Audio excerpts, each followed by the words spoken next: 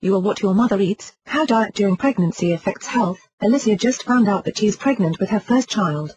She is glad that she stopped smoking a few years back. She knows that studies have shown that smoking during pregnancy may influence whether or not a woman's child will be a smoker.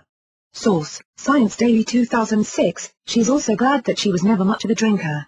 She is worried about her diet and the fact that she is already overweight.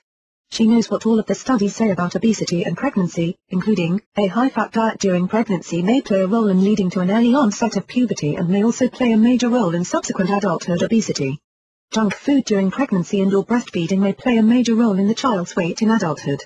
Mothers may be passing on a defective gene that can lead to diabetes in the child later in life. In addition to trying to get to and stay at a normal weight throughout life, it is vitally important during the childbearing years for the health of the mother and the unborn child. Overweight and obese mothers may be putting their child at an increased risk of developing health issues that include obesity for themselves, higher levels of cholesterol and blood sugar. The effects are worse for girl babies than for boys. A study that was conducted in London showed that rats that were fed a diet high in fats, sugar, and salt during their pregnancies had offspring that showed a distinct preference to junk food and were much more likely to overeat than their peers whose mothers were not fed this type of diet. The study further showed that even after the rats were weaned from the junk food diets, their bodies metabolized foods differently and the effects of the foods were still seen. In the study, male offspring of the junk food-fed mothers had high levels of insulin but normal levels of glucose, while females had high levels of blood glucose but normal levels of insulin and were fatter than the males. The girl rats had higher levels of leptin than the males. Leptin is a hormone which is related to the appetite. Females are more susceptible to the effects of leptin than males. Males, on the other hand, are more sensitive to the effects of insulin. Both females and males can become resistant to leptin or insulin respectively, which in turn leads to an increased risk of overeating, weight gain and the associated weight gain. Source: Science Daily, 2008. Pregnancy is not a time for dieting, however, even if the mother is overweight. Making sure that there are enough nutrients in the diet is important for a number of reasons.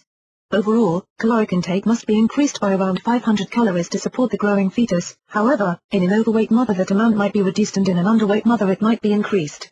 Protein intake should be increased, with a minimum of 60 grams, more with twins, required for both physical growth and cellular development of the baby, the placenta, the amniotic sac, and the increasing maternal tissues. Protein is also vital during pregnancy because the blood volume is increased by 50%, and protein is used to make new blood cells and circulating proteins. During lactation, the protein intake should remain elevated by 20 grams over the average dietary amount. Protein is most important during the second and third trimester, when the baby grows the fastest. Source: Medio Consult Nutrition Services. Women of childbearing age need nutrients, including vitamins and minerals, at increased levels over other age groups. During pregnancy, the women need additional nutrients.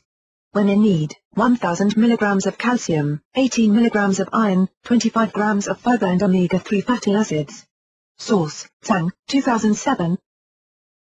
Best sources of protein for pregnancy. There are two sources of protein: animal products and plant products. While animal protein is complete, meaning that it has all of the 8 essential amino acids that the body needs, most animal sources also have higher calorie counts as well as higher saturated fat amounts. Plant proteins are not complete, meaning that they lack one or more of these essential amino acids, but typically are lower in calories and saturated fats. Plant proteins also tend to be higher in dietary fiber than animal proteins, making them even more beneficial. There are good and bad sources for both plant and animal proteins. The best animal proteins, especially for pregnancy, include salmon and other cold water fishes which supply lean protein as well as omega-3 fatty acids.